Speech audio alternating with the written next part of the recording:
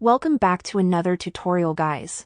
In this video I'm going to show you how you can download ChatGPT on your iPhone or iPad devices. It doesn't matter which version of iOS you have or if you have an older iPhone or a newer one. The process is the same for all, so just follow my steps. Now if I open the App Store on my iPhone and search for ChatGPT in here, you are going to see a bunch of apps in here. But we're not going to download these because none of them are the original version of ChatGPT. These apps are all copies of the popular chatbot. ChatGPT doesn't have an official app for the iPhone or even Android devices yet, so what we need is to exit the App Store and then open Safari. Don't open Google Chrome or other browsers, but we need Safari.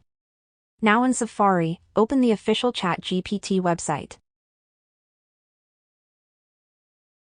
And when you open the website and log into your account, you need to click on this share button right here, and it will open this sharing menu. Now you need to find a button called Add to Home Screen. And now it's going to give you an option to rename this. You can name it ChatGPT or what you want. This will essentially create a shortcut on your home screen. And it will look like the official ChatGPT app. And when I open this shortcut, I can automatically start using the chatbot. And that's essentially how you can download ChatGPT.